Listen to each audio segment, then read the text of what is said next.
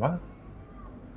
အခုက Gemini Pro version ကိုပတ်စံတပြားမှကုန်စရာမလိုပဲနဲ့ဘယ်လိုလုပ်ရမလဲဆိုတော့ကျွန်တော်ပြပြပေးတော့မှာဖြစ်ပါတယ်အဲ့ဒါကိုလုပ်ဖို့ဆိုလို့ရှိရင်ကျွန်တော်တို့ Gemini Enterprise ဆိုတာသိကြလားမသိဘူးတချို့ကလည်းသိပြီးသားဖြစ်မှာပေါ့နော်တချို့မသိတဲ့လူကြားလို့ရှိရင် Google ကနေပြီးတော့ Gemini Enterprise ဆိုပြီးတော့ရိုက်ပြီးရှာကြည့်လိုက်ပါတော့ရိုက်ပြီးရှာကြည့်လိုက်ပြီဆိုလို့ရှိရင်အဲ့မှာ Gemini Enterprise ဆိုတာကြားလာမယ်နော်အဲ့ဒါလေးဝင်လိုက်မယ်နော်အဲ့ဒီ page ထဲကနေပြီးတော့အောက်ဆုံးထိကိုသွားလိုက်မယ်နော်အဲအောက်မှာ start 30 day trial ဆိုပြီးတော့နော်တရားဝယ်သုံးမယ်ဆိုလို့ရှိရင်တစ်လကို$20ပေးရမယ်ပေါ့နော်အခုကကျွန်တော်တို့ကပတ်စံပေးမသုံးဘူးဒီတိုင်းပဲကြော်ပြီးသုံးတဲ့နည်းလေးကိုကျွန်တော်ပြပြမှာဖြစ်ပါတယ်အဲဆိုလို့ရှိရင်ကျွန်တော်က start 30 day trial ကိုနှိပ်လိုက်ပါမယ်ပြီးရင်သူက Gmail တစ်ခုတောင်းမှာပေါ့နော် temporary email ဆိုပြီးတော့ခုခေတ်မှာရိုက်လိုက်ပြီဆိုလို့ရှိရင်အမှတက်မေးဆိုတာလေးထွက်လာမယ်ပေါ့နော်အဲ့ဒါလေးကိုကျွန်တော်ဝင်လိုက်မယ်ပေါ့နော်ဒီမှာဝင်လိုက်ပြီဆိုလို့ရှိရင်ဒီမှာ temporary email တစ်ခုကြားလာတယ်ပေါ့နော်အဲ့တော့ကျွန်တော် copy ယူလိုက်မယ်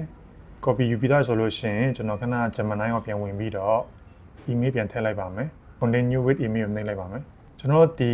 Gemini Enterprise ကိုတုံးမယ်ဆိုလို့ရှိရင် VPN ခံမှုတော့လုပ်မယ်နော်အဲ့ဆိုလို့ရှိရင်သူက email ထဲကိုသူက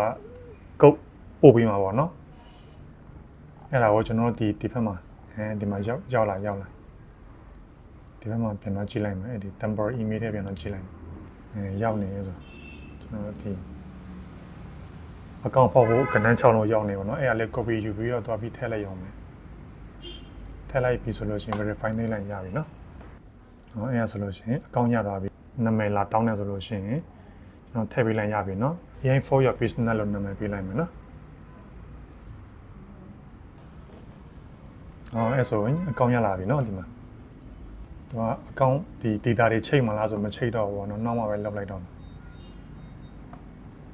အခုရလာတဲ့အကောင့်က Gemini Enterprise အကောင့်ရလာတယ်ပေါ့နော်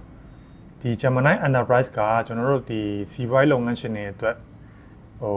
တည်တံ့လုပ်ပေးထားတာပေါ့နော်သူကဒီ Pro ထက်ကိုပို့ပြီးတော့သုံးရတာပို့ပြီးအဆင်ပြေတယ်ဒီမှာကျွန်တော် Pro version နဲ့သုံးလို့ရပါပြီ free အနေနဲ့သုံးမယ်ဆိုလို့ရှိရင် Pro က limited ဖြစ်တယ်ပေါ့နော် limit ဖြစ်တယ်ဒီကျွန်တော်ထုတ်ချင်တဲ့ဟာကိုတစ်ရက်ကို2ချိန်3ချိန်ပဲထုတ်ခွင့်ပေးရပေါ့နော်အဲဆိုသုံးလို့ရပါပြီအကောင့်ရလာပြီဆိုလို့ရှိရင်ကျွန်တော်ဒီ link လေးကို save ထားပြီเนาะနောက်တစ်ခါပြန်ဝင်မယ်ဆိုလို့ရှိရင်ဒီ link လေးနဲ့ပဲပြန်ဝင်မှပဲအဆင်ပြေမှာပါ